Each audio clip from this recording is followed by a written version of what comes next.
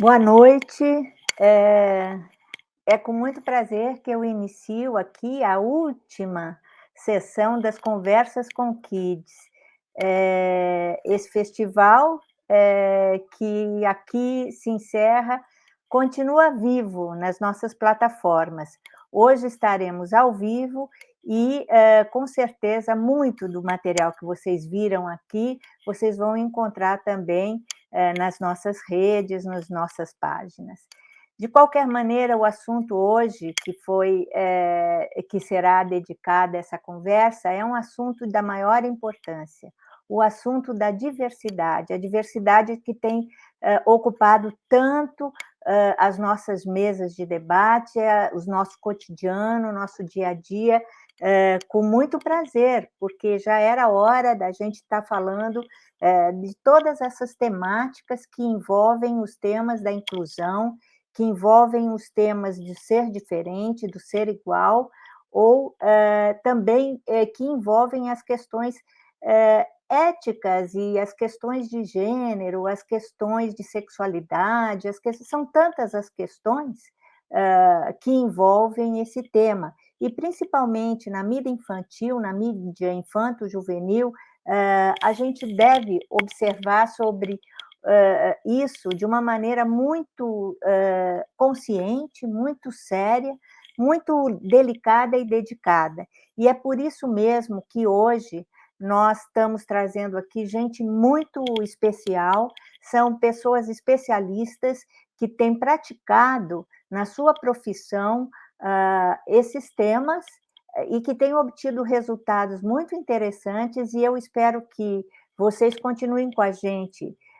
Estamos não só no Brasil, mas com certeza estamos ligados pelo Prix Jeunesse Media Center, a nossa plataforma que nos acompanhou todo o festival. Nós também estamos sendo transmitidos pelo Twitch. Nós também estamos com uma equipe que não aparece, mas que está por trás do que a gente diria as câmeras, o Ole, o Nico, temos também a Paula, a Priscila, o Daniel, todos que trabalharam muito para que os nossos convidados pudessem estar aqui dividindo um pouco seu conhecimento, sua prática, sua sabedoria com a gente. Então, eu começo, serão 4 convidados, nós temos dois convidados, na verdade, muito especiais, que estão lá na Nigéria, nos esperando, já vão entrar já. A Paula Gomez, que vem do Chile, uma diretora muito experimentada, Charles Dewulf, que vem da Bélgica e que também entra para brilhantar um pouco a nossa sessão, e terminamos com Lyara Oliveira, que é a diretora da Expessem, uma das nossas apoiadoras, né? A Expessem, junto com o Sesc e com o Goethe, são os grandes apoiadores desse festival. Então, eu começo já, para não perder tempo, convidando o Ibrahim e o Adamu. O Ibrahim, com muito prazer, eu recebo ele aqui. Ele é diretor de desenvolvimento da popular série Bino e Fino. Ele também é um dos fundadores da EVCL, uma companhia que está na Nigéria, está localizada na Nigéria, mas trabalha internacionalmente e está especializada em personagens, em desenvolver personagens e marcas para crianças e para a família. Ele é de formação um advogado, né? Mas ele trabalha na questão da propriedade intelectual, né? da mídia. E, junto com ele, está o criador da série, aquele que teve a grande ideia, o Adamu Waziri. Eles vão falar em inglês, eles também têm vídeos. Eu não vou fazer a tradução, porque acredito que a maioria dos nossos ouvintes, nesse momento, que estão pela América Latina, vão compreender bastante o trabalho deles, e nós vamos aqui seguindo em 3 línguas. So, Ibrahim, it was very nice to have you here. Adamu Waziri, thank you very much for being here, because I know it's so late in Nigeria, and you make this special moment to talk to us, to talk to the producers from Latin America. So we're very happy to have you here.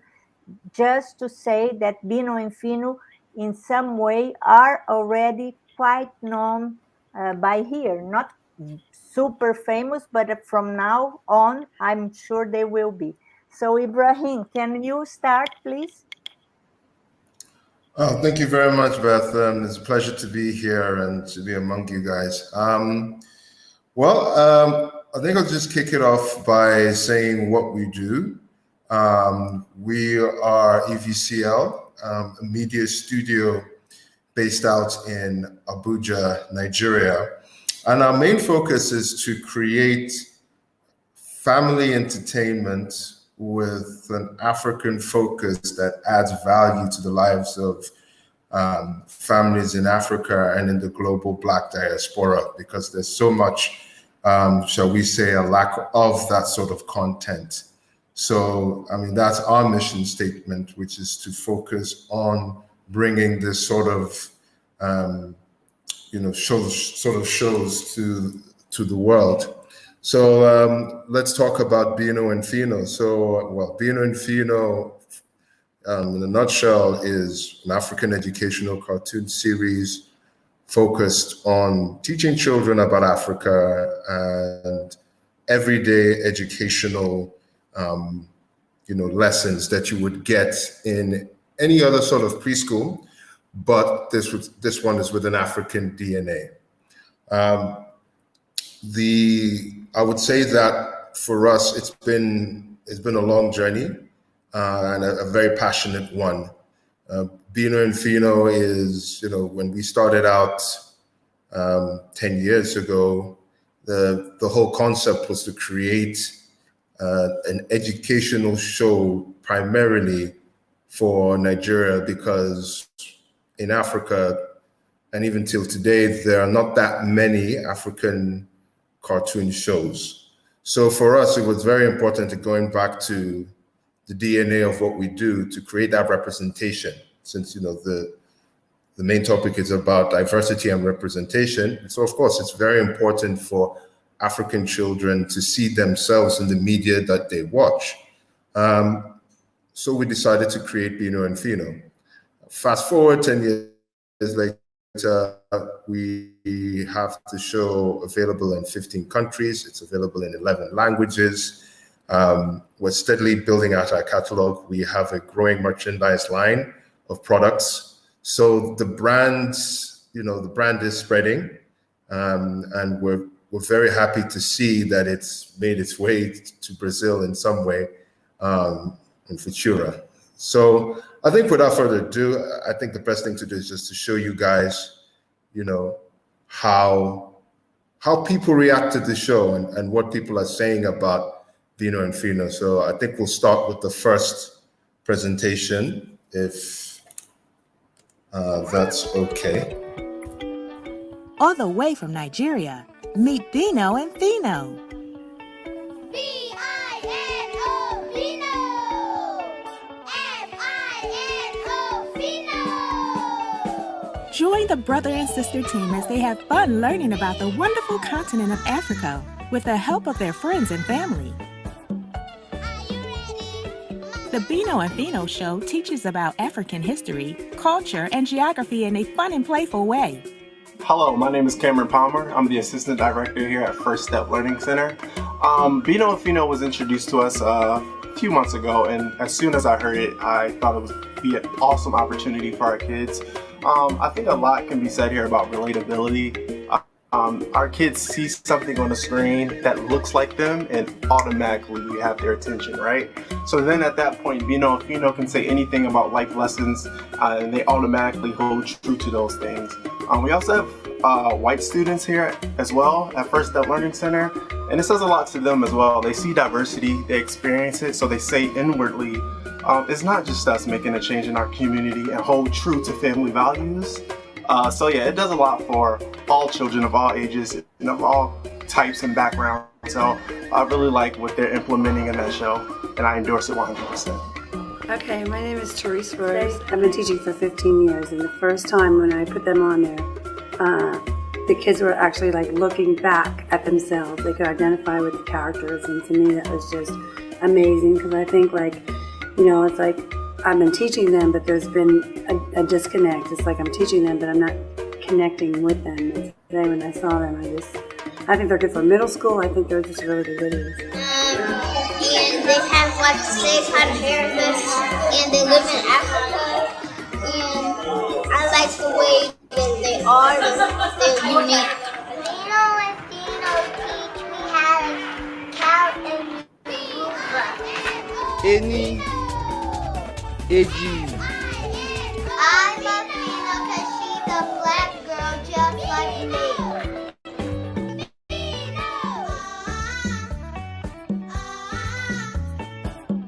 Are you ready? I want Dino and Dino to come to St. Louis.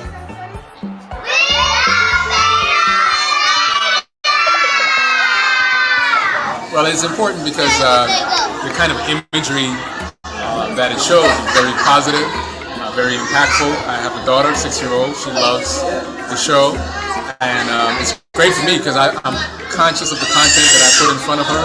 And there's not that much, kind of quality stuff that I can show her. And I can put it on and forget it and know what's going into her spirit is powerful and inspiring. Okay, my name is Delenza Maiden. I am a lead teacher at First Step Learning Center, and we found that one of the best ways to introduce and explain history to children on their level is to let them watch technology. And one of the best technologies that's been brought forth to us is Bino and Fino, and it's about a little boy and a little girl, and it teaches a lot about African culture, whether it be in Ghana, whether it be in Nigeria, Zimbabwe, all throughout the continent of Africa. Bino and Fino also learn about science, the environment, self-esteem, and much more. When you're teaching them and they're talking about, like washing your hands and vegetables and healthy and all of that, it's like, it's one thing if I'm doing it, I think there's there's a disconnect because, they can't identify. But when you see that they have the same hairstyles and the same skin color and the same, it's like even just calling the mama or whatever, it's the same, and the music. The music is a great barrier breaker. So when you have this, the music is the connection too. Teaching is relative. So if I can relate to them and I'm relative and I'm relational, then they're going to be able to learn better. Absolutely. This is Queen Thais coming to you from the 5th anniversary Liberated Minds Black Homeschooling Education Expo, empowering our African youth, giving them a sense of self-identity, of pride, of empowerment. This has been an incredible day. As you see Bino and Fino, ain't no Mickey Mouse here. We're doing Bino and Fino, enjoying the show, giving them something to be inspired with, allowing the people to come together in harmony and peace and joy, to be educated on how to best take hold of our children's lives, to make sure that we are in the driver's seat of what they are learning for the future, for our future generation. I am excited about this. You should be excited about this. Step into your true power and feel good about it. Our babies are so worth it.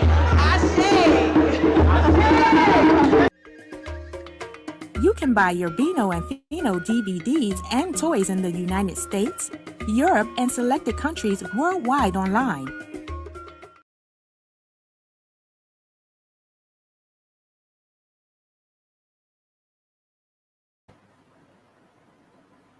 Okay. All right. I think I can take over from there. Just to quickly wrap it up. What I wanted to add to that is I think Ibrahim has said most of it, and the video has shown you a bit of idea of what we're about. I just wanted to switch tactics a little bit. I don't think we're going to play the second video because of time. I just wanted to get to some points. What interesting thing is about how we produce the show, because we have to think of a different way of producing the show within the African and Nigerian production context. We don't have the budgets that you have out in the West. We don't have the multi-million-dollar budgets, but we have a big vision, and we want the show to be a multi-million-dollar brand. We're very interested in growing our local Nigerian and African animation industry. And the best way to do that is to create products which have, let's say, international reach and earn a lot of revenue. We've had to think of ways which were production styles and production pipelines which are local, remote working, different style of working that maybe might not fit what happens in, let's say, US or UK or France. We had to create our own ways of making that production. And we've been doing it for over 11 to 12 years now. Ibrahim said 10, actually like by 11 or 12 years now.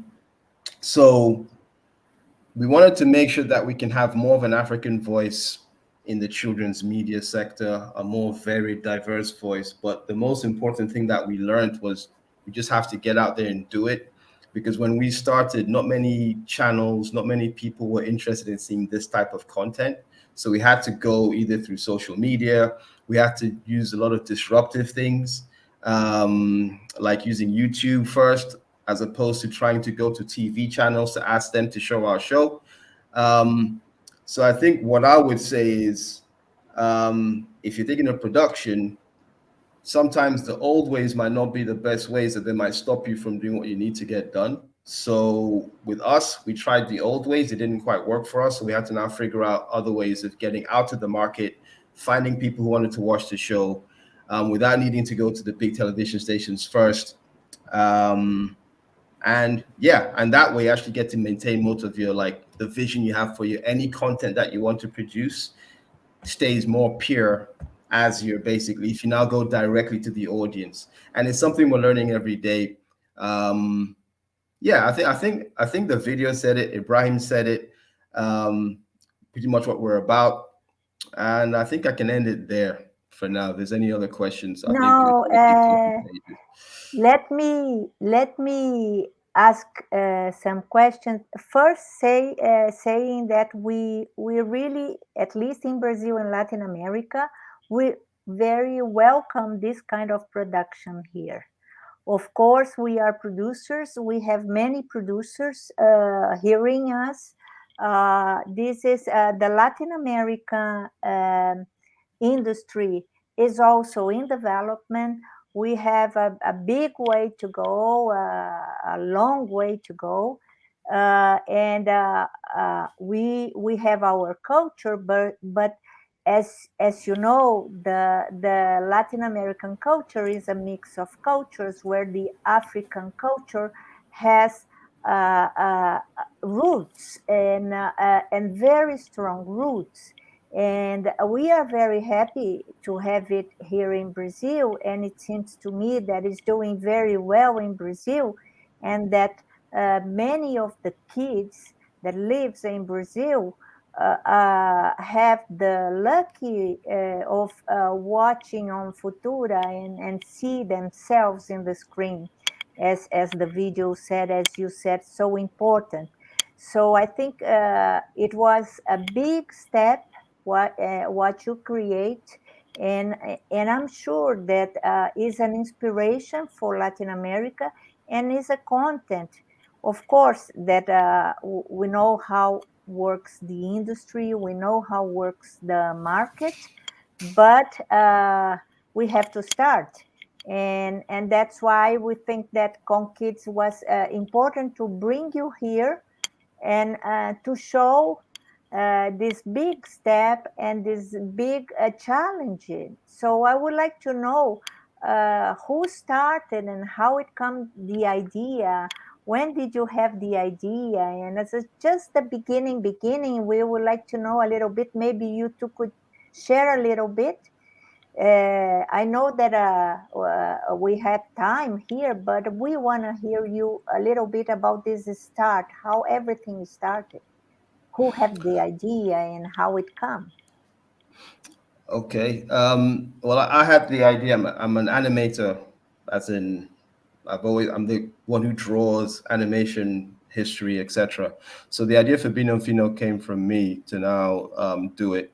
I'll give you the short version of the story.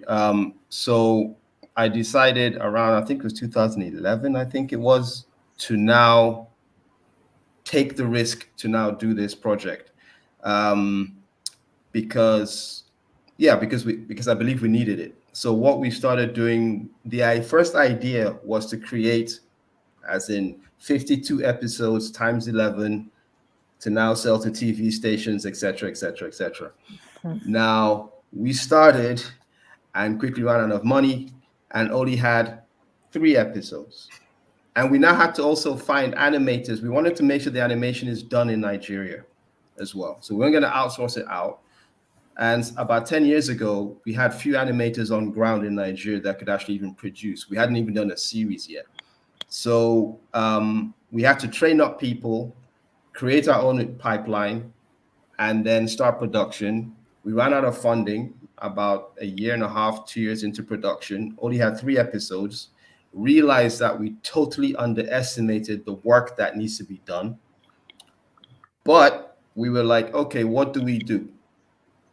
What do we do now? And then we decided, okay, at the end of the day, Ibrahim and I were discussing and said, okay, fine, let's just release it on YouTube because nobody else wants it. Let's just release it on YouTube, at least let people see it.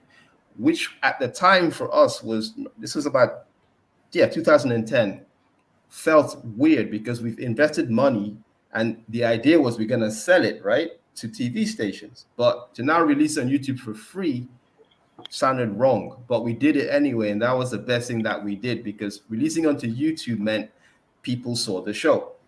And then when people who saw the show now asked us things like, and there are people in the US saw the show and they're asking us things like, oh, can I buy the DVD? Is it on sale anywhere? Do you have toys? And we were like, oh, okay. Then we started, okay, how do we now sell a DVD to someone in the US from we're a Nigerian company? We now have to figure out how to now sell a DVD to somebody in the US, etc., etc. So basically, the history of the show has been a lot of problem solving. I mean, I could talk for 3 hours about it. So I'm just trying to keep it short. It's just been a history of, okay, problem solve this, problem solve that. And something that you said very important, Beth, was just our both of our markets, production markets, are quite young. And especially in animation. And I think the best thing to do for people now is just to start. Just if you can get something out, let people see it. Once people see things, it starts to roll. That's the experience we've had. If it's good enough, at least get it out to the market so people can see something. And if they like it, they like it. If they don't like it, they let you know and you now move on to the next thing. But if you keep sitting there on your idea for like 10 years and you're never going to do it until it's perfect, there's going to be trouble. But yeah, it was my idea. I started it and then we just decided to just go for it. And we're now at 23 episodes times 11. And it's taken us about 10 years to get here. Thank you. And Ibrahim, you were telling that it was sold to 15 countries. Which are the countries that are buying Bino and Fino? Well, the show's available in the UK, in Holland, mainly European countries, in the US. We're also sort of now closing some Pan-African deals. So we're getting more coverage. Like Adamu mentioned, I sort of focus more on the licensing side. So I can tell you it was very difficult having discussions with broadcasters with 3 episodes to try and sell the concept of the show. So we just had to literally bootstrap it to get to this level because, the sort of content we're doing, broadcasters would like to see the 52, and that's fine. But then you have the audience that is telling you with just 3 episodes, how do we get more? How do we get dolls? How do we get t-shirts? How do we get mugs?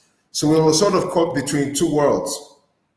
This disruptive, we're entering into this era of, people are just taking content and taking it directly to audience. And then you have the broadcasters on the other end who are saying, yes, but we want exclusivity and we need 52 episodes. At the end of the day, you have to choose. I guess you can work with both. But I think at the end of the day, it's the audience. You have to be audience specific. And I think that's the beauty of our show, is that we can tell you who our audience is, and you can see the love and the passion via our social media handles. And they'll tell you what they like, or they tell you what they don't like, or what they would like to see more of in the show. And we're just thankfully just building out, more brand footprint in other countries. So Brazil now, Germany. It's just as long as we have the ability to translate, and we're seeing more countries approaching us saying, hey, could we, even just NGOs in different countries, hey, could we translate this into Spanish? Could we do, it's not the broadcasters as much, it's more groups that are very passionate, community-focused groups or NGOs that would like to see the show in their language, because they know that it will have an effect on the communities they're trying to reach. So I'm going to thank you very much for your time, and let's see the other experience that we have from Chile, that is Paula Gomez. And let's see in the end if we could handle a little bit and see the questions. And thank you very much for your time. I know it's late for you, but just stay a little bit more. So ahora vamos a Paula Gomez. Paula Gomez es directora, productora de Mi Chica Producciones. Paula, es un placer tenerla aquí. Y nos gustaría un poco de hablar. Te voy a presentar muy brevemente porque Paula es como una directora muy exitosa en este momento. Ella empezó su vida como periodista, pero luego entró en la realización de televisión y creó su casa productora años después. Y con la serie ¿Con qué sueñas?, que es una serie bellísima que ya ganó muchos premios, no solamente en lo Emmy Internacional, pero en comKids, Prix Jeunesse Iberoamericano. La serie es fantástica y ella le va a hablar de esto. Y otras, la serie Sueños Latinoamericanos, que también aquí en comKids ya fue muy premiada. Ya tuvo experiencias también en coproducción internacional con Corea y hoy ella está parte de la Internacional Academia de Televisión y Ciencia de Estados Unidos, que es la The Academy, ¿no? The Television, the International Academy, donde Paula hace parte por sus premios dentro del Emmy. Entonces, Paula, te dejo un poco con la audiencia para que hables un poquito de tu trabajo dentro del tema diversidad. Muchas gracias, Beth. Primero que nada, agradecer por la invitación. Para mí es un honor estar compartiendo esta instancia con ustedes y les agradezco mucho por invitarme. A ver, quiero contar un poco del tema de Con qué sueñas, que es como la serie más icónica que hemos hecho con mi equipo en Mi Chica Producciones. Nosotros el año 2010 creamos esta serie. ¿Ya? ¿Cuál era el objetivo en ese minuto? Era justamente hablar de la diversidad. ¿Ya? En ese minuto era hablar de la diversidad de nuestro país a través de la vida de niños y niñas de los más diversos lugares de Chile. ¿Por qué? Porque Chile es un país, bueno, como muchos otros países de América Latina, con un alto contraste interno. Es muy distinta la vida de un niño que vive en el altiplano chileno a 4.000, más de 4.000 metros de altura, a la vida de un niño en el extremo sur de Chile, con fríos en las islas, qué sé yo. Y bueno, ahí comenzó como esta idea de hacer este proyecto, de poder hablar de la riqueza, de la diversidad de nuestro país, teniendo a los niños como protagonistas. El nombre Con que sueñas fue como una excusa, ya una excusa porque lo que tiene la serie de fondo es que habla de estas formas de vidas distintas, de acuerdo a los escenarios donde están los niños, ¿ya? Y evidentemente cada niño, de acuerdo a donde vive, tiene sus sueños y tiene lo que espera hacia adelante, ¿no? Entonces, bueno, hicimos todo un trabajo de investigación para poder determinar quiénes serían los protagonistas, que además eran muchos, eran 16 niños a lo largo de Chile, que obviamente cada uno tenía que tener además una bonita historia y tenía que hablar de estos distintos Chiles, cada pequeño, ¿no? Entonces, bueno, escogimos a niños como dije hace un rato, del norte de Chile, del extremo sur, niños urbanos y niños rurales, porque evidentemente es muy distinta la vida que tiene un chico campesino que vive en la ruralidad, a veces con condiciones bien precarias o con muchos sacrificios. Algunos de nuestros chicos ahí en la primera temporada, en pleno siglo XX, se demoraban 4 horas en llegar al colegio, digamos, que es muy distinta a la vida de un niño urbano, que lo van a llevar en auto, pero tiene otras complejidades también. Entonces, bueno, fuimos construyendo esta serie y que resultó algo muy bonito porque habla de nuestro país a través de estos niños. Y también no solo de esta diversidad geográfica, sino también hay chicos de distintas clases sociales, niños con historias de clase media, clase baja, clase acomodada, porque la idea era precisamente mostrar esta diversidad, digamos, y que de los muchos Chiles que existen dentro del propio Chile, a través de los niños, en un programa documental donde además ellos eran tratados con mucho respeto. Yo siempre los entrevisté a la altura de ellos, la cámara también, siempre con el respeto que se ameritan los niños y nunca ningunearlos o tratarlos como niños chicos, no, sino como seres humanos completos, aunque hayan tenido 7 añitos, o 8 añitos, o 14 años, digamos. Así que, bueno, antes de seguir les quiero mostrar cómo podríamos mostrar el video de un tráiler donde aparecen de la primera temporada de Con que sueñas. Si lo pueden colocar, Daisa.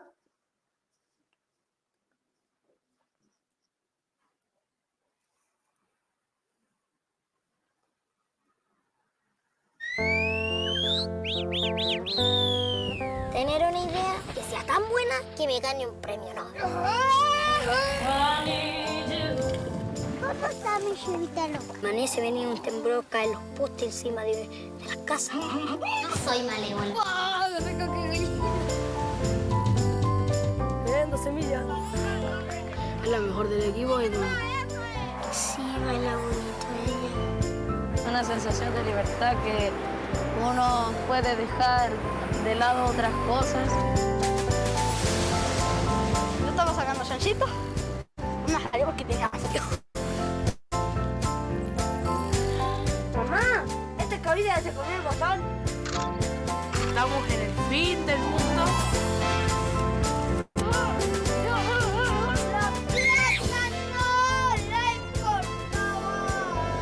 Y si usted me regala un besito, yo le doy mi corazón.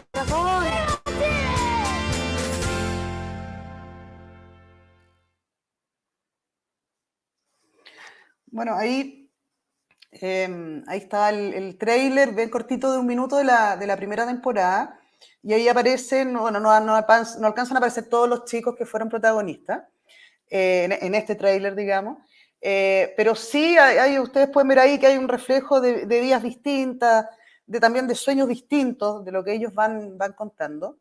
Y una cosa bien interesante de Con qué sueñas, y que obviamente al hacerlo uno se va dando cuenta y va viendo esto, es cómo las vidas son tan distintas, o sea, un poco no sé, había un niño, por ejemplo, que grabamos en Isla de Pascua, el Pío, con una cultura indígena muy, muy desarrollada, muy potente, muy orgulloso de sus orígenes, versus otros niños que vivían en Santiago con vidas completamente distintas.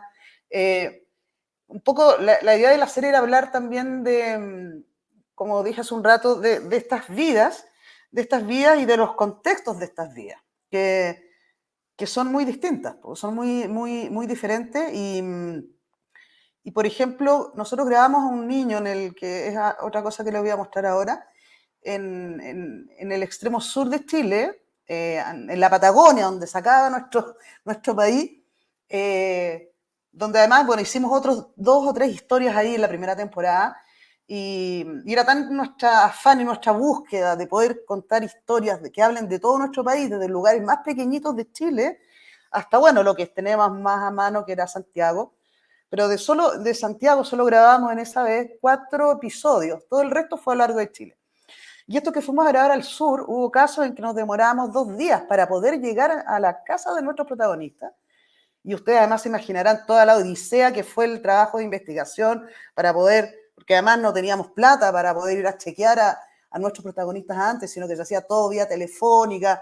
El año 2010 no estaba WhatsApp, no había muchas modernidades que hoy existen. Así que teníamos que pedirles que nos graben unos videos, que los manden. Algunas veces nos llegaban hasta por CD, por correos de Chile o por cinta. Pero fue un trabajo súper, súper desafiante y precioso. Yo creo que tal vez hacer me emociona un poco porque igual es lindo. Capaz como el trabajo más lindo que he hecho en mi vida.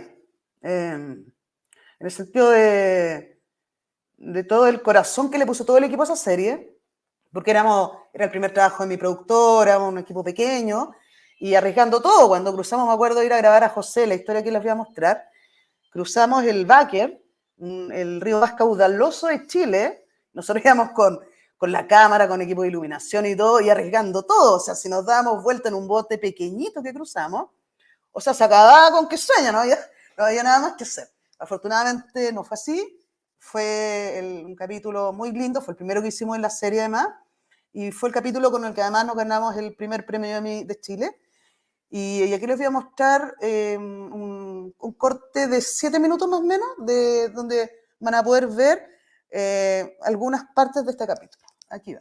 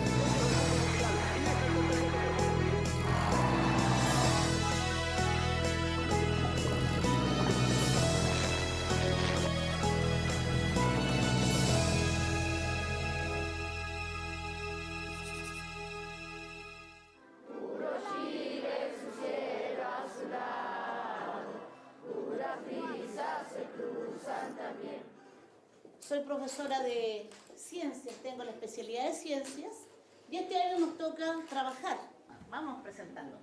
José Miguel Maldonado Maldonado. ¿Ya? Tengo 11 años y nací en Coyhaique. Soy José Olivares Cadagán.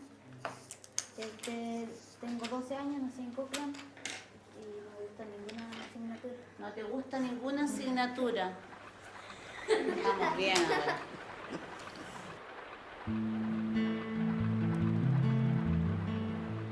No me gusta ir mucho a la escuela, más me gusta la vida del campo. Es como algo que pierdo el tiempo. En la escuela no sé, no me gusta. Si tú corres, que ya te van a parar, porque no tenés que correr. Si gritáis, no tenéis que gritar. Si chifláis, no tenéis que chiflar. Y en el campo, ¿no? Porque tú puedes gritar, chiflar, ponerte patas para arriba, que nadie te dice nada.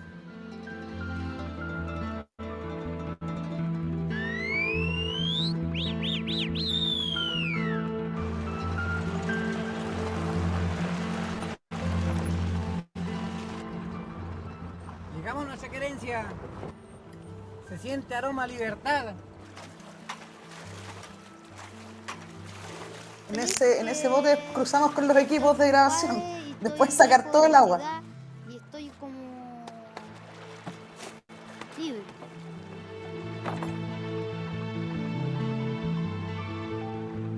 O sea, la única manera de llegar al campo de ellos, cruzar el río Báquer. ¿Cómo está mi ciudad local? ¿Cómo está mi? Dame un beso. Se la recorté nomás, papi. Se la recorté por arriba nomás por la tusa que tiene arriba. En el tema del campo, mi hijo es un hombre vaquiano, sí, en todo lo que es el campo. Pero a mí me encantaría que mi hijo estudie.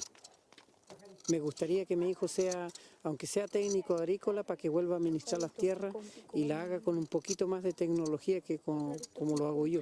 Que no lo haga con tanto esfuerzo como lo hago yo. No, me gustan mucho los estudios, pero igual él dice que tengo que estudiar y sin estudio no hago nada.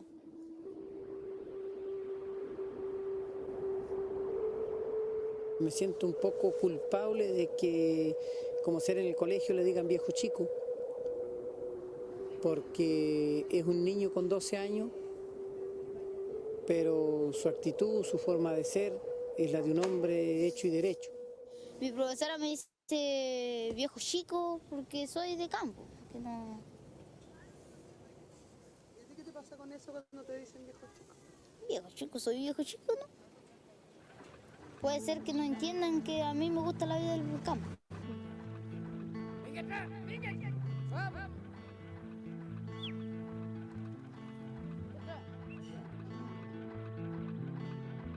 Varios profesores de los que a él le decían viejo chico fueron profesores míos.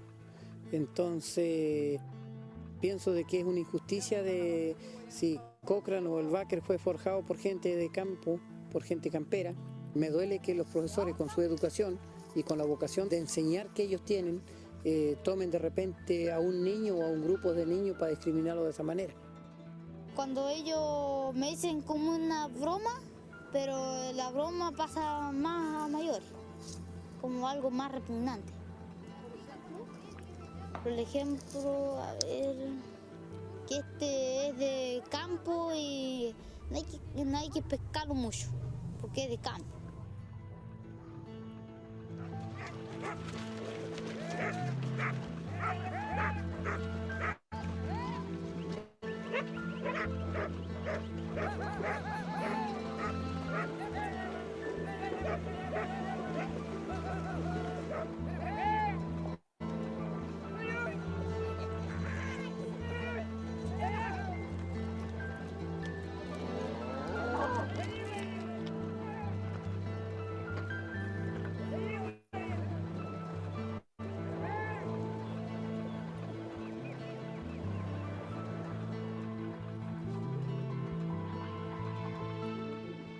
Si mis profesores me dicen,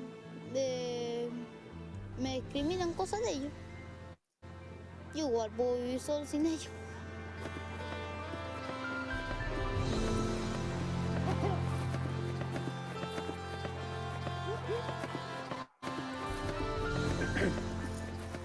Con o sin estudio va a ser un hombre de campo, porque lo lleva en la sangre. Y lo que él quiere hacer es libertad, es tomar su libertad. Entonces por eso lo veo feliz en el campo, porque si hay un lugar donde uno pueda tener libertad es en los campos. Y además acá con estos paraísos que nosotros tenemos.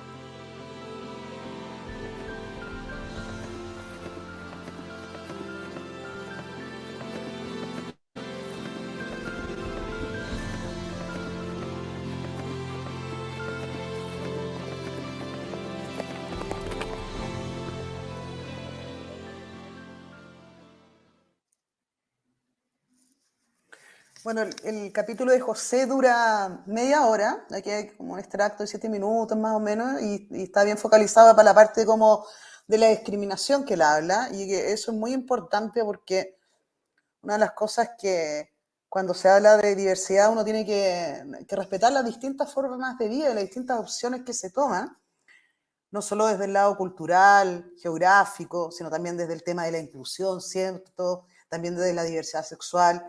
Hay distintas formas de poder entender este concepto y que es muy importante que hoy día, más que nunca, ya en el siglo en que estamos y post pandemia, digamos, que nos ha enseñado, ¿cierto?, la fragilidad de la vida y la importancia del amor y del respeto, podamos más que nunca valorar la diversidad, porque la diversidad es la riqueza del mundo. Sin ella no somos nada, ni desde el punto de vista de la naturaleza, cultural, no tendría gracia este mundo, digamos, se habría acabado, yo creo, hace rato. El caso de José es interesante porque él habla de un tema que debe existir en otros países de América Latina, que se discrimina o se miran menos a la gente campesina, a veces porque tienen menos educación formal o tradicional. Pero la gente de campo tiene muchas cosas que uno que vive en el mundo urbano no sabe y es un completo ignorante. Se me colocan en el campo mañana a sembrar papas o a hacer cosas de la vida campesina, arrear animales. Yo voy a ser una ignorante por completo, no voy a tener idea. Entonces, uno no puede discriminar al otro, uno tiene que aprender a respetar las vidas distintas, porque José, a sus cortos años, es un maestro del campo,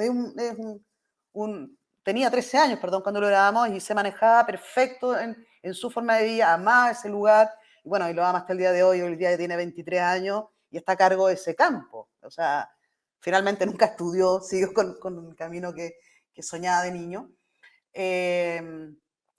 Eso, es como que me gustaría igual rescatar ese tema y que es un poco la cosa que nosotros igual hemos hecho con la serie, de a través de nuestros niños mostrar distintas identidades vinculadas también a formas de vida distintas, y que todo eso debe respetarse.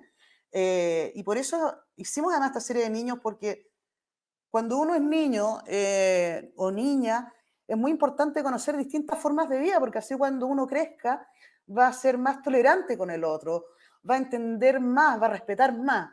Si uno solo ve una mirada del mundo, no conoce su metro cuadrado y le tiene miedo al resto, desconfía del resto. Entonces, esta serie, desde mi punto de vista, como directora, también hace un aporte en ese sentido, digamos, al tema de la integración, al respeto por el otro, por las distintas formas de vida y a valorarlas, porque todas tienen sus dificultades.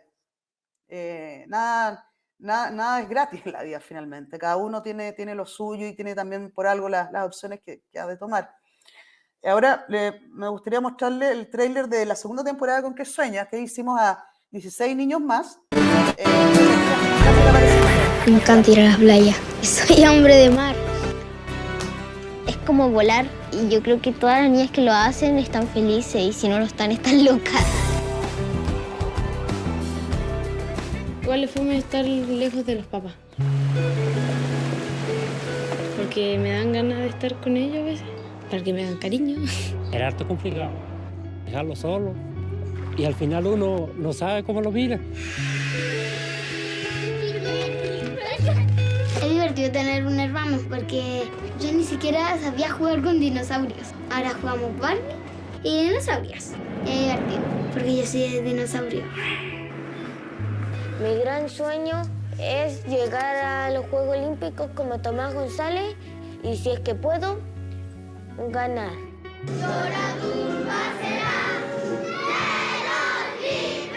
Lautaro, ¿qué es lo que era? Un héroe. Un héroe. Siento como un poder de Pakistán, porque en Pakistán hay poderes de corazones también.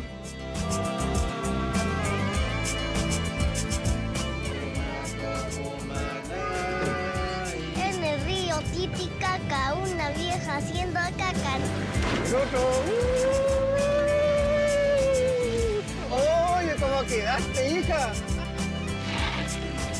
Me gusta andar en bicicleta, no sé, es como estar enamorado de una niña, pero yo estoy enamorado de la bici.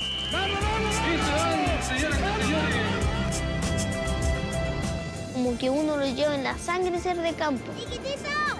creo que podría sobrevivir en el campo sola.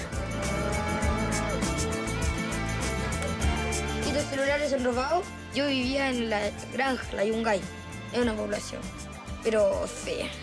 Ahí, pues malo. Tienen derecho a guardar silencio. Es mejor aquí porque igual cambia la vida. ¿Cómo que se le escapó? ¿Es difícil que tenga síndrome de Down? No, no es difícil.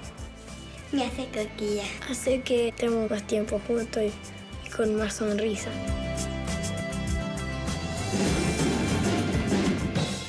Cuando toco, me siento llena, me siento contenta, como feliz de estar, de poder seguir tocando cada día. Una flaquita delicada que toca con una potencia increíble. Una flaquita que toca como bomba atómica.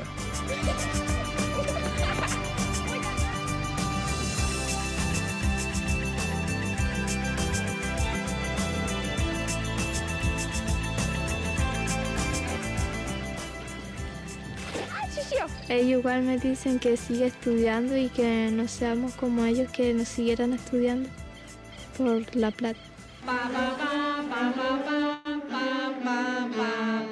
Es que ahí puedo deshacer todas mis emociones porque yo no demuestro muchas emociones, yo las demuestro en el cello. Yo soy mapuche pehuenche, un hombre libre, muy fuerte, somos de sangre negra. No de fuerza músculo, de fuerza espiritual.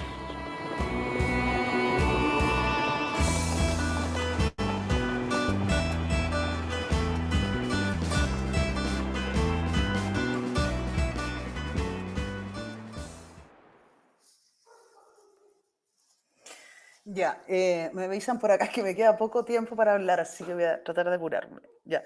A ver, bueno, después de esta segunda temporada en que sueña, nosotros con mi equipo, en Nesta Producciones, quisimos llevar esta experiencia que hicimos en Chile con 32 capítulos protagonizados por niños y niñas a América Latina. Y aquí nace en el fondo Sueños Latinoamericanos, que sigue la misma tónica, el mismo sentido profundo de Con qué sueña, pero ahora extrapolado a América Latina. Así que la serie ha tenido ya 2 temporadas, ha sido financiada por el Consejo Nacional de Televisión, bueno, y Con qué sueñas también financió el Consejo Nacional de Televisión de Chile, sin ellos sería imposible hacer esto. Y Sueños Latinoamericanos ha sido un tremendo desafío porque ya era saltar a América Latina y ha sido un desafío desde el punto de vista del contenido, de qué personajes vamos a tener como protagonistas, cómo hacer los equilibrios entre la América Latina urbana, la América Latina rural, los chicos de culturas indígenas. Ha sido todo un gran desafío a nivel de producción, de investigación, en los lugares aislados con muchas complejidades a veces para poder grabar, y de la investigación muchas veces a Carlita, la investigadora, le decían que le contestaban mañana y pasaba un mes, no le contestaban y así. Pero bueno, no tengo mucho tiempo para poder detallar lo que ha sido la realización de esta serie, que ha sido muy, muy potente. Acabamos de estrenar este año la segunda temporada.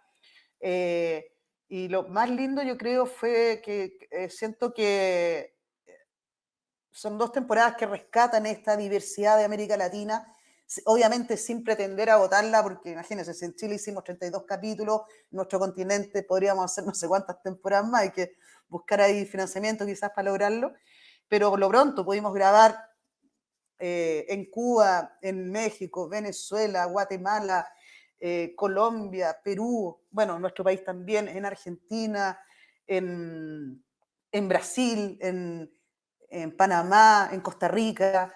Entonces, y dentro de eso hay historias muy disímiles, digamos, desde historias de un niño colombiano, por ejemplo, que su familia perdió todo por la guerrilla y tuvo un gran sufrimiento con ese tema, hasta otros chicos que en el mismo Colombia sueña con ser cantante de música vallenata, pasando por otros lugares como Venezuela, por ejemplo, la primera temporada, una chica que vivía en el llano venezolano con todas unas dificultades por la lejanía donde está, pero también llena de sus sueños.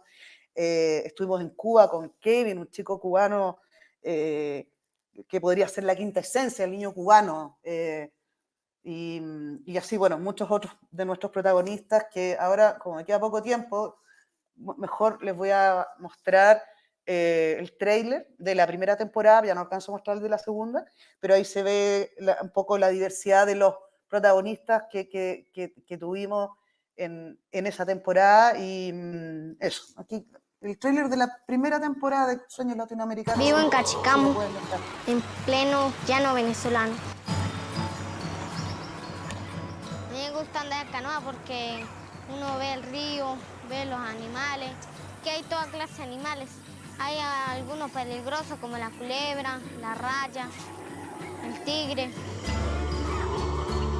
A mí me gusta mucho mi país, tiene cosas maravillosas. Cuba, qué linda es Cuba. Estamos en el año 57 de la Revolución Cubana.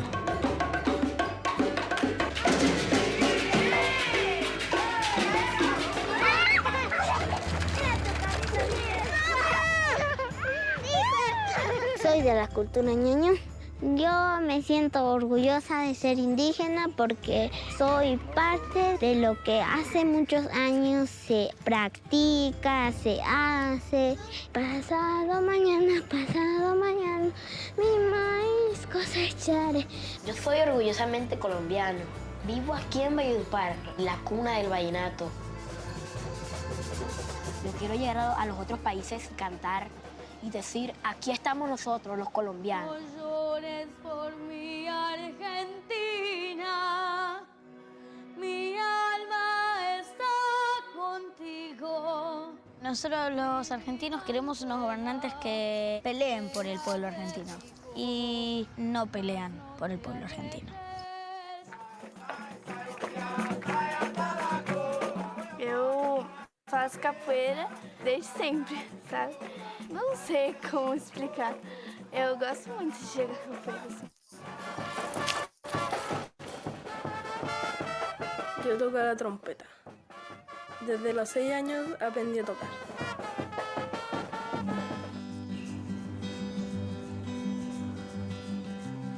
Yo me siento orgullosa de ser maya.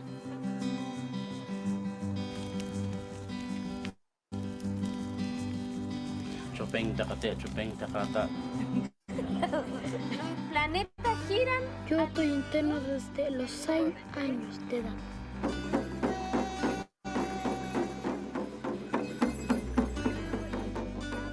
¿De qué otra cosa se les ocurre que les podamos hablar a ellos? ¿Cómo es la vida por acá y qué costumbres tenemos por acá?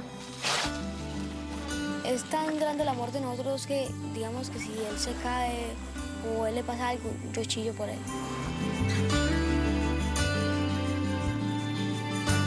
Sientes como que vas a caer al vacío, pero sabes que ahí hay algo, que no te va a pasar nada. No podré vivir sin agua.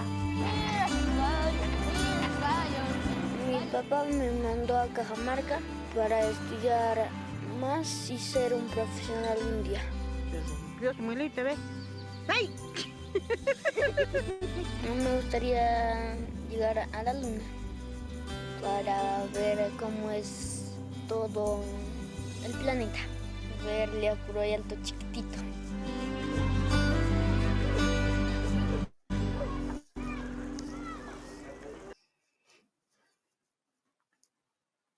Bueno, como que se me acabó el tiempo ya, así que solo tengo que agradecer la invitación.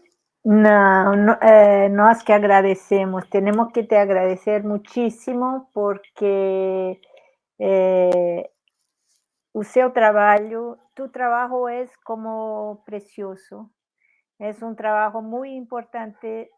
Aquí vimos tantas culturas y tantos niños y tan importante tener tantos episodios y ya conseguir continuación de la serie, los premios. Qué bueno que tú partiste para esta idea de con que sueñas y que fue exitosa y que continúas en el mismo camino.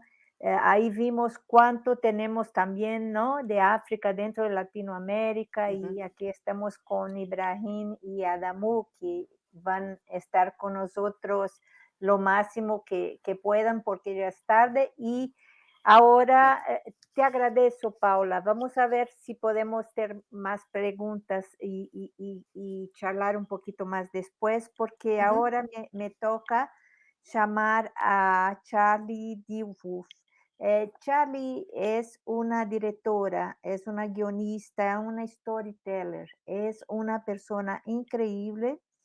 Ella é uma pessoa não binária e contou ao comKids como ela vê a diversidade. Ela entrou num vídeo, nós gravamos essa conversa com ela, e ela fala um pouco sobre a questão da diversidade nas narrativas para crianças e jovens, ou melhor, ela fala da falta que isso faz.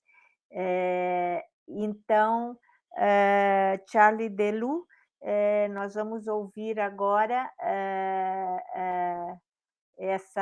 esse depoimento, essa entrevista que foi feita pela Thaisa e pela Giovana, hoje cedo, um trecho dessa entrevista, e com certeza depois o comKids vai conversar muito mais com o Charlie, porque nós ficamos com gosto de quero mais. Vamos lá. In film school, I was super interested in youth content, is because I adapted a little book for children into a short film. And I really loved how it inspired the kids, how it got them to talk to each other, to talk to me about it. And there, my love for youth content kind of started because, I don't know, for youth, it always seems like they are more open and more willing to discover new stuff and be curious about stuff and learn from media. So that's why I really love that target group. For me, everything I make has to have some kind of message or something that I find important in it. I don't want to, I find it very annoying if stuff is too moralizing. So I don't want to be moralizing in my work, but I feel like the age that we are living in with social media and everything, which is judging everybody constantly and is about shouting the loudest about things you believe in. I feel like it's very valuable if in media for kids you kind of infiltrate messages of kindness and how you can treat other people that sometimes are different from you or have a different opinion from you. If you show characters that make flaws and characters that aren't necessarily perfect, they can relate to them because nobody's perfect. Everybody makes mistakes. But if you pretend that everything's good and there's never a problem and that characters are perfect, I think you make them happy at the end. When I was younger, I had no example at all. The only thing I saw on TV when I was younger was a gay man in a TV show, but that was it. That was it. There were no sexuality-wise, there were no lesbians, there were no gender, no trans people, no non-binary people, nothing at all. And for me, it was very hard because it took me until I was 25 to find the words for how I was feeling. I always felt that there was something that was wrong, and there wasn't something wrong with me, but I felt something was wrong because I couldn't express how I felt. And for me, I found how I felt because of social media. Because social media, you get, the algorithm knows what you like and tries to show you more of it. So eventually I bumped into it and I found out what it was. And for me, that was non-binary. And for me, everything kind of fell into place. And there was this unhappiness in me that was gone. And I could focus on my work again. I could talk to honestly with my parents again, with my friends again, because there wasn't this sadness anymore of feeling that something is wrong with you, but not understanding why. And I feel like that's very important for children to see, for example, trans people, non-binary people, but also, for example, boys who like dresses, girls who like pants. If people see that, they will be like, oh my God, an example and this will explain how I feel, but also when, for example, a trans man is in a show, other people will start seeing that as important and as valid and will start understanding that too. And they will realize that those people can also be the hero of the story and not always have to be like the villain of the story, how they've been portrayed a lot in the 90s and early 2000s. So I feel like that is super important for somebody, for someone's self-image who is trans, but also for other people who maybe don't understand trans, because I think they did a study like most of people, a lot of people don't know a trans person personally, and if they see someone represented in the media, that's like how they think that person, like that entire category of people are, and that's a responsibility you have to be aware of as a creator. When I started working with my producer, she respected my opinion as a non-binary person, and she started listening to like how I see the world. And because I was working in our production company, and because they respected my opinion, I was able to make the production company more inclusive towards LGBTQIA+ people, not only like on the screen, but also behind the screen. Because, for example, on our call sheets, we will now always put the pronouns of people. For example, if people on set, for example, want to be addressed with they, them, or they, her, or whatever, like any pronouns. And that, again, is not only important for the people themselves, like non-binary people, if they want different pronouns, but also for like everybody who is, for example, not aware of why pronouns are so important. If they see that on a call sheet, it will like start normalizing it for other people, that asking for pronouns is normal. Yeah, we did other stuff as well, like making sure that they're gender neutral toilets and stuff like that. So if you start working with non-binary people, you have a free consultant because they already know what's important, and you don't have to like write in on like have this white cis man writing it and then like go to a consultant and ask like, oh my god, can you fix this please? If you want to make something about trans people, you should have trans people involved in some way, as a consultant, as somebody on your team, or but it's very important that it's somebody with some sort of authority, because if you're gonna go like, oh yeah, we're making a story about a gay kid, and or, for example, runner is also gay, that is not a person that has an impact on the production. If you pay a consultant and like really listen to them, or if you pay a writer and really listen to them, you will like really change the story. For me, because I'm now working on a project for teens that has a non-binary character in it, and we discussed it for a very long time. Like, okay, are we just gonna make them non-binary from the start, or are they gonna realize they're non-binary, and will they have a coming out, for example? And we opted for the last one because we felt like in Belgium, there are a lot of people that not understand it yet, and especially for teens, we wanted to make sure that they felt it was okay to do a coming out like that. But that is not the only thing this character has. This character is obsessed with sport and has a sports podcast, and is trying to make the world a better way in that way. But it is very important that you make a mix, because not all non-binary people are the same. Like for example, I represent very femme, but you have non-binary people that represent very androgynous. You have non-binary people that are activists. You have non-binary people that are like not like, they're like, for example, with our characters obsessed with sport and just focuses on sport. So if you have LGBTQ characters, just like see them as humans, humans with interests and other stuff. As you're working in the media, you can't not change, because this generation, the younger generation, is super vocal. If they're gonna see something that they don't agree with, they're gonna talk about it. Like last week, for example, one of our main commercial broadcasters, they announced what their program was going to be for like next year, and it was with only white people. There was nobody of color in the entire like group of I don't know how you say it. We say it's screen faces, like people that are on screen and do the shows and presenters and whatever. Nobody was of color.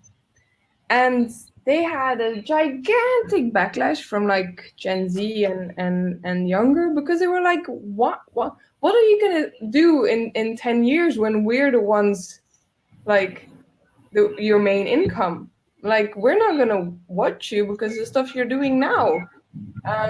So I feel it's as a company, it's very, very important that you look at that younger generation that is more diverse and that is super vocal, and listen to them, because they're showing you what they need. Just go on TikTok, for example, and follow, if your story is about I don't know, football or about anything, just follow that subject on TikTok and see what they're making and see what language they're using and what they're interested in. And if you have the opportunity to like actually let them read the story to or whatever, like do it.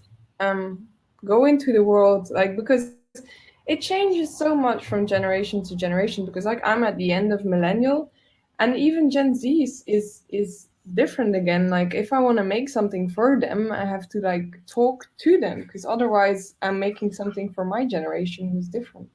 What I take into account when I, for example, are using humor to talk about minorities, I'm always taking into account, like, okay, is my joke punching up or is my joke punching down? Is the joke about the people who don't understand this particular issue? Is my joke about the people who don't understand that particular issue, or is my joke affecting the mental health or the physical health of the people who I'm making the joke about? And I feel like what I find very annoying is people who go like, oh my God, with this generation, we can't make jokes anymore. Like, why? Why are you all so sensitive? And that's not true, because I love humor. Like I make jokes about being non-binary, and that's like that's normal. Like humor is great. But if you are, for example, a cis person, and if you're making a joke about a non-binary person, or if your character, for example, is a cis person, and you're making a joke about the non-binary person, about them being difficult, for example, that is punching down. If, for example, as a cis person, you make a joke about how you don't understand it and how you're whatever, that is different, because you're punching up, you're punching to yourself, or if you're punching even higher, for example, whatever. That's like something you always have to take into account, like, because the jokes has a punchline. So who's your punchline?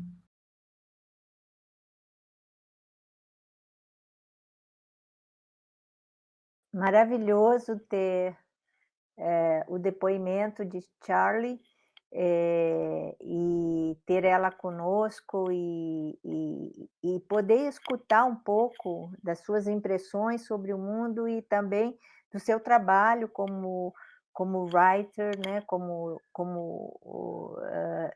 Quando ela escreve, quando ela dirige, enfim, é uma pessoa realmente muito interessante, que eu acho que com certeza a gente vai ouvir mais.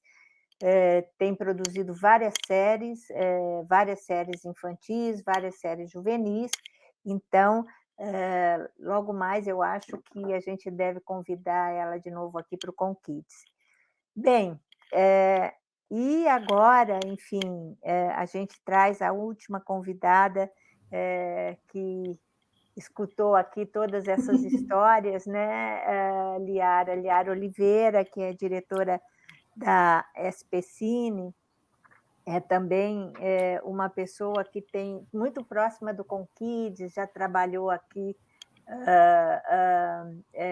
nos nossos júris, está muito próxima de nós e também está muito próxima do audiovisual. não só, né, como uma pessoa que também conhece a realização, mas que também trabalha com pesquisas e que também está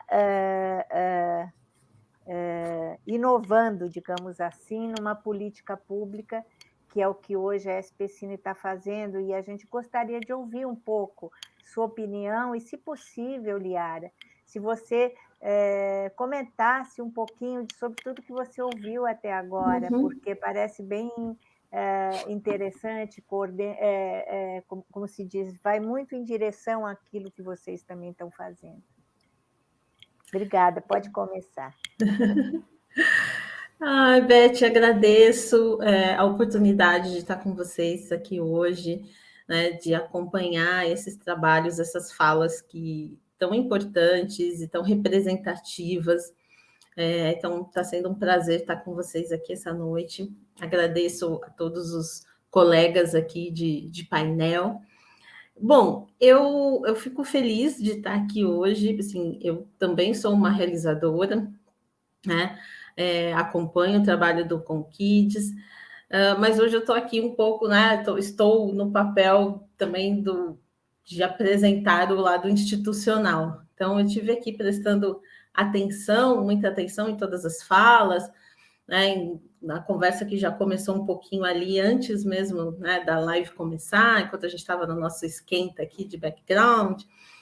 E eu acho que uma coisa, assim, se repetiu um pouco nas falas, é algo que eu acredito muito, e é algo que a SPCine, enquanto instituição, acredita muito, né? Quando a gente fala de diversidade, quando a gente fala de dar evidência a discursos, produções que sejam diversas, né?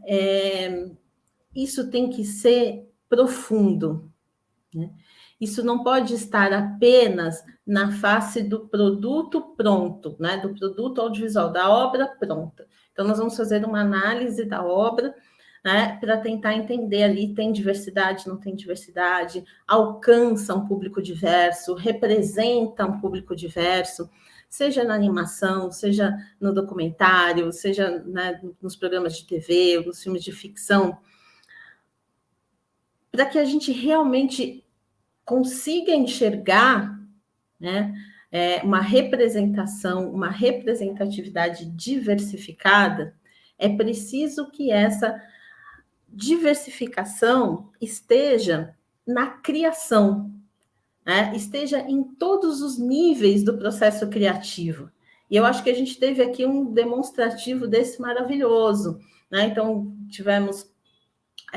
temos aqui, né, os criativos, criador, roteirista, desenvolvedor, diretor, produtor, produtora, né? Então, assim, o quanto é importante a gente prestar atenção nisso. E tem uma coisa bem bacana também que a Charlie falou, que também tem o seguinte, né? Não basta quando você se propõe, né, a falar de diversidade ou a construir um universo diverso, né, na criação de uma obra, não basta que você tenha um ou dois integrantes da sua equipe. Você precisa ter uma equipe diversa e você precisa que essa diversidade esteja também nas figuras que tomam as decisões criativas, né? Então, você precisa alcançar a representatividade com o seu diretor de fotografia, com o seu roteirista, com o seu diretor, com o produtor executivo, né? Então, assim, em todos os cargos, então, desde a sua equipe de base até a equipe que toma as decisões criativas, que toma as decisões financeiras, administrativas do projeto. Que só dessa forma é que a gente consegue verdadeiramente produzir conteúdos que sejam diversos, né? Conteúdos que atinjam diferentes públicos, conteúdos onde os personagens que estão ali, né, numa situação de diversidade, não estejam ali também de uma forma vazia, não seja uma representatividade que é só estética, que é só visual, né, para que a gente consiga ter uma representatividade de histórias diversas, né? Então, para que a gente possa, por exemplo, pensar em personagens não binários, mas quão diversos eles podem ser, Ou quando a gente pensa em crianças, como o projeto que a Paula, né, apresentou aqui, que é um projeto maravilhoso. Lembrei que eu acho que quando eu fui júri do comKids, acho que eu vi a primeira temporada. Então, assim, vou falar, vamos representar crianças, mas crianças diversas. Né? Então, assim, mas como é que é olhar a história de cada uma dessas crianças? Cada uma tem sua peculiaridade, sua particularidade, cada uma é um personagem complexo. Não é só uma fachada, né? Não é só como a gente faz, acontece muitas vezes, né? Às vezes em campanhas publicitárias, né? Em uma série de conteúdos que você tem a gente pode falar de uma diversidade de fachada, né? Você tem ali um colorido, né? Então, você tem diferentes tipos de crianças, diferentes cores de crianças, mas, narrativamente, os personagens são todos muito iguais, os personagens não representam diferentes realidades que as crianças vivem, né? Você coloca ali, cria um padrão de história, né? E só encaixa diferentes crianças naquele padrão. Né? Então, isso não é diversidade. Né? Diversidade, sim, é você mostrar essas crianças diversas, mostrar a complexidade dessas crianças, né? Mostrar o quão diverso é o meio social dessas crianças. Então, e voltando também, quando a gente estava vendo ali Bino e Fim, né? A produção linda, assim, incrível, né? Uma graça, uma representatividade. No trailer que nos foi mostrado, né? Mostrando como as crianças se identificam com os personagens. Né? Então, e eu tenho certeza que não é só por conta da identificação estética, mas é por conta da identificação com as referências. Né? Então, onde aqueles personagens estão inseridos, que tipo de histórias eles vivem, né? Tudo isso faz parte da representatividade. E para a gente alcançar isso, então eu tenho que ter a diversidade, eu tenho que ter as pessoas que serão representadas na tela, também tem que estar na nossa equipe criativa, também tem que estar na nossa equipe técnica. Né? Então, nesse sentido, nesse papel que eu estou aqui hoje, representando a Expessine, é muito importante a gente falar de política do né? Políticas do audiovisual. Por quê? Porque é um papel do Estado ou é um papel dos governos fomentar e dar sustentabilidade, dar espaço para que a diversidade aconteça, para que a diversidade floresça. Né? Então, quando a gente está falando do setor audiovisual, a gente está falando de diferentes setores, né? Muitos setores. Né? Então, são muitos braços, na verdade, de um mesmo setor. Então, a gente está falando de produção. Só de produção, a gente fala de produção de TV, produção para o cinema, produção para o streaming, ficção, documentário, animação, mídias imersivas, games. Então, a gente já está falando de tudo isso. E aí a gente está falando de públicos diferentes, a gente está falando de tecnologias diferentes, a gente está falando de mercados, né? Então, a gente tem o mercado publicitário do audiovisual, a gente tem um mercado que atende a demandas mais específicas dos festivais, a gente tem o mercado da TV aberta ou dos grandes blockbusters, enfim, são vários campos de ação do setor audiovisual. Então, nesse sentido, a Expessine, ela trabalha atuando em diferentes braços. E quando a gente fala de política do audiovisual, a gente está falando dessa atuação, né, que vai, né, cada hora para um lado, cada hora tentando atender uma demanda específica desse setor produtivo. Então, eu trouxe aqui, eu tenho uma apresentação, será que a gente consegue colocar rapidamente? Só para... Acho que eu já fiz aqui a introdução, né, falando sobre a Expessine. E, na verdade, eu queria... Acho que a gente já pode pular e falar de alguns projetos... Não, pode voltar. Anterior, slide anterior. vou mencionar algumas ações da SPCine que eu acho que conversam muito com o que a gente está falando aqui hoje, né? Então, um pouquinho desses braços de ação. Então, compartilho aqui com vocês, né, falando um pouquinho sobre o circuito SPCine. O que é o circuito SPCine? O circuito SPCine é um conglomerado, né? É a nossa rede de exibição de conteúdos audiovisuais. Então, são 20 salas de cinema. Essas 20 salas estão na cidade de São Paulo, né? Todas elas com uma estrutura igual às salas de cinema comerciais, né? Mas elas estão localizadas em pontos estratégicos da cidade, onde a oferta de conteúdo cinematográfico é muito pequena ou muitas vezes inexistente, né? Então, a gente está falando da periferia de São Paulo, alguns lugares do centro de São Paulo, alguns lugares onde a distância para as salas de cinema são enormes, né? Então, a programação do Circuito SPCine, ela é uma programação múltipla, ela é uma programação que tem conteúdos dos festivais, tem conteúdos educacionais, conteúdos alternativos, e também tem o grande cinema comercial.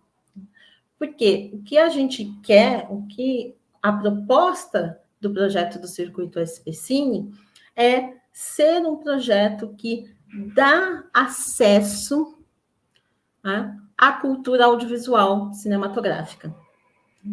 Então, e ao mesmo tempo, ele é muito importante porque ele atende muito ao público infantil, porque dessas 20 salas, 15 salas estão localizadas dentro de CELs aqui em São Paulo. O que são os CELs? Centro de Educação Unificada. Então, são espaços multidisciplinares, né, frequentados pelas crianças das escolas, né, cada conglomerado do CEL tem uma escola junto, mas ele também atende a comunidade local e as crianças de outras escolas, que também moram nas redondezas. Mas, principalmente, as crianças que frequentam as unidades dos CELs. Então, tem um trabalho aí muito precioso de formação de público, né? De dar acesso a esse público que muitas vezes não tem a menor condição de acessar uma sala comercial de cinema, né? E ali nas salas do Circuito SPCine, que na sua grande maioria são gratuitas, ou algumas que têm uma taxa de ingresso que é subsidiada, e é um ingresso bem acessível. Então, é uma política de audiovisual que atende a vários lados, porque ela atende a distribuidores que muitas vezes não chegariam, né, não conseguiriam colocar os seus conteúdos para esse público, atende a realizadores, porque às vezes nós negociamos diretamente com as empresas de distribuição dos filmes, então a gente consegue colocar coisas que às vezes no circuito comercial não entram, né, que coisas que são mais difíceis de conseguirem ser emplacadas no circuito comercial, e a gente atende essa demanda de formação de público que é tão necessária, né? E uma formação de público com uma visão crítica, né? Porque muitas vezes as crianças vão ao cinema acompanhado dos professores, acompanhado dos educadores, muitas vezes, né, as sessões levam a desdobramentos pedagógicos, a desdobramentos críticos. Então, esse é um dos nossos projetos. Queria aproveitar que a gente está no clima aqui, né, falando de conteúdos infantis, e queria pedir para passar a vinheta do Circuito SPCine. Será que a gente consegue? Humana a lugares incríveis. É essa experiência que o Circuito SPCine quer levar a todas as regiões da cidade de São Paulo. Por isso, modernizamos esta sala e muitas outras. Agora, a magia do cinema está mais perto de casa. E você está convidado a se aventurar, se apaixonar, se divertir e a conhecer novas culturas, histórias e pessoas por aqui. SPCine, cinema para toda a cidade. Então, essa é uma vinheta, né, do Circuito SPCine, um convite a conhecerem. Nesse momento, nós estamos com... A maior parte das salas estão fechadas, ainda por conta da pandemia, mas algumas já estão operantes. O outro projeto que eu quero falar aqui é com relação ao nosso projeto de cineclube, né? Então, o que acontece? Nós temos essas 20 salas de cinema espalhadas na cidade de São Paulo. São Paulo é uma cidade enorme, gigantesca, né? A nossa população é maior do que a população de alguns países. Então, as salas do circuito comercial, mais as salas do circuito SPCine, não dão conta das demandas de exibição cinematográfica, né? Então, mesmo com as nossas 20 salas, a gente tem consciência que tem espaços que a gente não consegue atender. Então, para além desse projeto, foi criado o projeto de ações cineclubistas, né? Então, foram selecionados 15 agentes na cidade de São Paulo. Hoje nós estamos com 12, porque 3 já nos deixaram, mas nos deixaram para irem para outros projetos, né, projetos profissionais interessantes. Mas inicialmente eram 15, hoje nós estamos com 12 agentes cineclubistas. São agentes que atuam em seus territórios, né? Então, nos seus bairros, nos seus espaços de convívio com a comunidade. Então, esses agentes, eles recebem um treinamento de como fazer exibição. É claro que aqui são exibições muito mais modestas do que as salas do circuito, porque as salas do circuito são realmente salas compatíveis com as salas comerciais, não pedem nada para salas que estão nos shopping centers, por exemplo, né? Agora, a estrutura do cineclube é uma estrutura menor, né, com projetores mais acessíveis, uma estrutura bem mais acessível, mas ela é também uma ação muito importante, porque mesmo assim leva filmes que para serem apresentados, para serem compartilhados, para serem debatidos com a comunidade.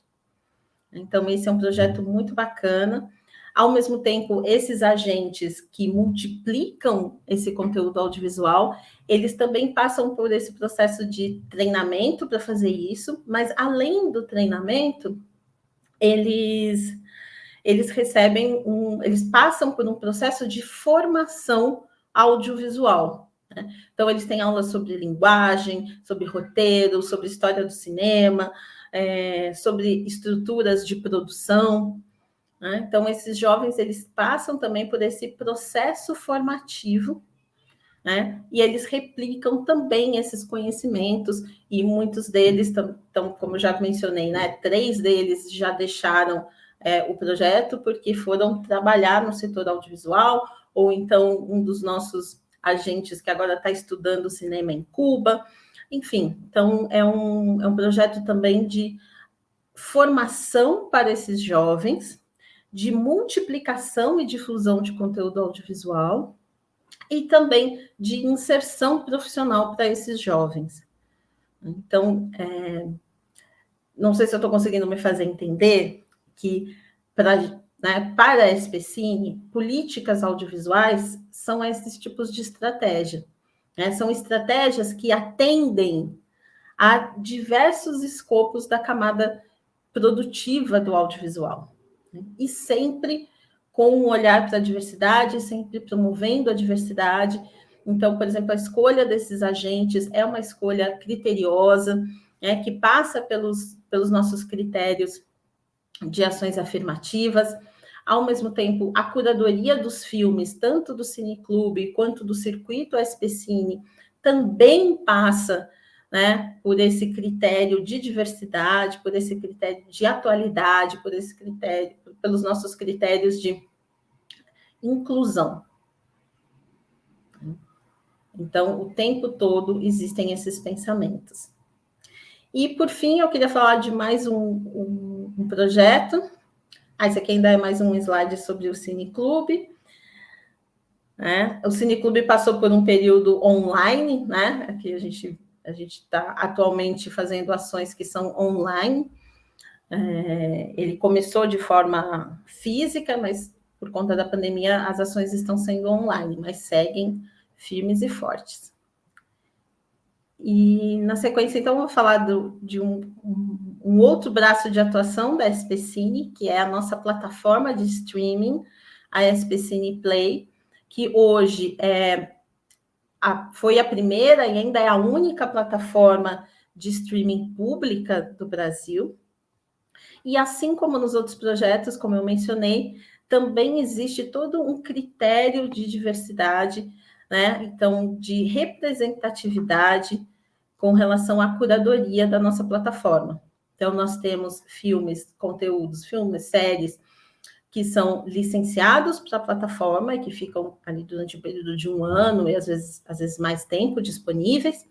E também recebemos conteúdos dos festivais, que são nossos parceiros, né? Festivais, mostras, que recebem o patrocínio da SPCine, né? Uma das nossas contrapartidas é que esses festivais e mostras compartilhem com a gente uma pequena parte de seus conteúdos na SPCine Play.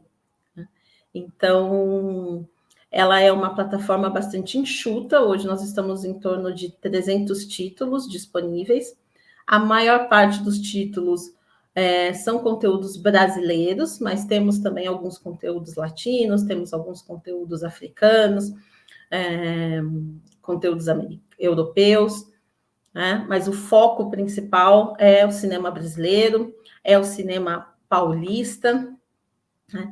Então, a gente tem aí uma função múltipla de ser um pouco, né, um reservatório desses conteúdos, que muitas vezes não tem espaços, não tem outros lugares onde eles possam ser acessados, e, ao mesmo tempo, está lidando com conteúdos muito atuais, muito frescos, muito recentes, por conta das interlocuções com os diferentes tipos de festivais. Isso também é importante, porque a gente conversa com Kids, conversamos com a Mostra Entre Todos, com a Ecofalante, com o Festival Internacional de Curtas de São Paulo, com a Mostra Internacional de São Paulo.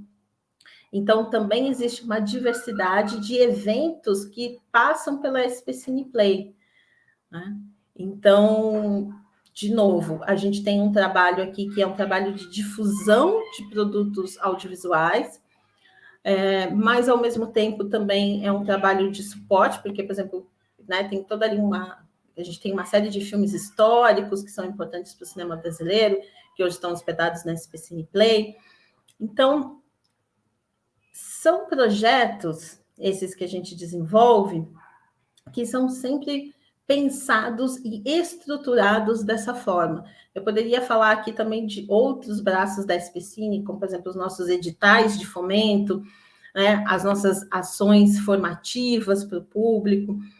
Todas essas ações têm esse caráter, têm esse pensamento, essa reflexão, né, de sempre buscar o universo da diversidade, de promover esse universo da diversidade. Então, acreditamos que esse é um dos papéis do Estado, né? Ajudar, promover e dar sustentação para que essa diversidade, para que a diversidade possa acontecer e florescer no meio audiovisual. Acho que era isso. Beth, quer me fazer mais alguma pergunta? Comentar mais alguma coisa? Olha, obrigada. Eu acho que, enfim, quer dizer, amarrou muito bem. Nós ainda temos, acho que algum tempo, as meninas aqui me dizem se a gente tem algum tempo, porque nós continuamos com o Adamu da Nigéria, continua com a gente fez uma tradução para ele e ele te ouviu bastante. Paula Gomez também, ela também te ouviu bastante. So, Adamu, if you would like to make any question, Paula, si quieres hacer una pregunta a Lyara o un comentario, just to comment or whatever you think you could say something, Adamu.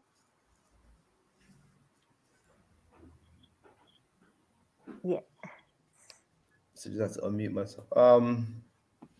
No, it's interesting seeing all the different types of work from Paula and is it Lyara? I don't know if I pronounced. Yeah. Yeah, it just shows attacking the problem from different angles. And what was interesting was to see, just watching it, you now see the diversity and the, how do I describe it? The people you don't usually see on screen. That's the best way. And Lyara had very good points about trying to have diversity. You have to have it in front and behind the screen at all levels. Yeah. And I forgot the lady who also was in Belgium. I think it was in Belgium. Same Charlie, thing. Charlie. Yeah, Charlie. Yeah. You have to have it, everybody from directors, cameramen, because for instance, one of the reasons why I wanted to do the show in Nigeria, people asked us, okay, why can't you outsource the animation to India? I'm like, okay, that could be possible. But for a show that has cultural relevance, something simple, how our animators based in Nigeria will know how to animate how somebody who's Nigerian even speaks, moves, says things. So, yeah, I mean, I don't have a one comment. It was just interesting to see the work. And I definitely love, like, I mean, Paula's, yeah, I mean, what you dream of, that, yeah, I can see why it won the Emmy. Let's put it that way. But I'll just keep it short. Yeah. Yeah. Muchas gracias. Paula, pode dizer alguma coisa? Comentar alguma coisa sobre as sessões, sobre a Lyara, sobre Charlie, sobre o que você achar interessante? Sí. Adamu, me llamó mucho la atención y ahí vamos al tema de la diversidad. Los colores de las ropas en la animación. Completamente africano, o sea, uno ve eso y dice, eso es África, digamos, sería muy distinto hacer ese mismo concepto de animación, por ejemplo, en América Latina. Entonces, que visualmente es muy interesante la propuesta de ustedes. Rescata el espíritu africano, esos colores, esos diseños, que lo hace súper sorprendente, atractivo, como el contraste, que si uno hace tu serie en América Latina, serían otros colores, bueno, también depende de los países, los diseños, eso. Podrías hacerla acá, sería una coproducción con Brasil ahí, interesante. So she said there's some similarity with Brazil, so maybe Brazil and Nigeria could work together. Maybe the result could come something interesting. Lyara, quer dizer alguma coisa, Lyara? Olha, eu fico feliz de ver que estamos alcançando, né, essa diversidade, e o quanto isso está representado aqui, né, nesse painel, com a Adamu, com Paula, né, com Charlie, o quanto isso está aparecendo, isso está evidente, o cuidado de vocês ao preparar esse painel, né, nos colocar todos juntos aqui. Então, acho que isso é incrível, acho que isso mostra o que realmente está, coisas que estão acontecendo no mundo, porque às vezes a gente fica, né, nós estamos vivendo momentos tão difíceis, mas, nossa, é uma alegria estar aqui e nessa conversa com esses realizadores, com esses, né, essas criações incríveis. Né? Parabenizo a todos aqui, porque as criações são incríveis. Realmente, eu acho que isso é um sinal dos tempos, né? Não é por acaso que estamos juntos, juntos somos mais fortes, né? Juntos podemos mostrar a importância, mesmo que estejamos em continentes diferentes, ou no caso, o Chile, estamos no mesmo continente, mas tivemos uma representante da Europa, da África, e com certeza a gente tem muito a refletir, tem muito a trocar. Eu, enfim, quero fechar esse painel. Não sei se tem alguma pergunta, Thaisa, ou se Priscila, se a gente pode fechar o painel, porque a gente tem também os horários e estamos fechando, na verdade, o Festival comKids.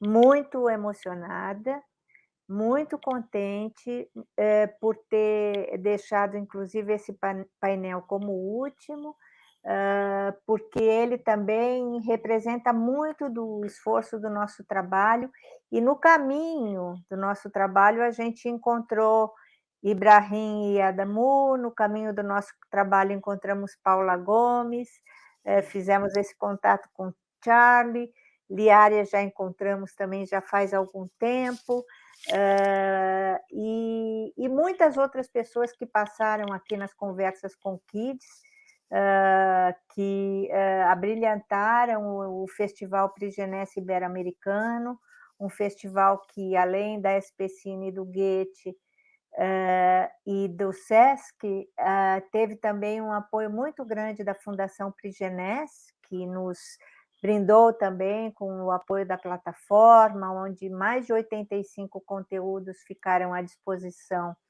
de todos os latino-americanos, puderam assistir os conteúdos na hora que quiseram, foi em streaming, e muitas outras coisas boas que aconteceram. Então, eu queria encerrar o painel, agradecer muito a minha equipe, Thaisa, Daniel, Paula, Priscila, Giovana, Sandra, Leila, Jean, quem mais? Eu não sei, uma equipe enorme que nos ajudou a fazer esse festival. Nós vamos colocar muito do material nas nossas redes e gostaria depois de contar com a aprovação de vocês, né, com a permissão de vocês para a gente colocar parte desse material na rede. Também nossos catálogos, eles estão na página. Muita coisa ainda poderá ser compartilhada, e eu agradeço a todos e mando um beijo para todo mundo, e terminou aqui o comKids Festival, mas ainda as mostras, né? A SPCine Play está rodando, as mostras estão acontecendo, e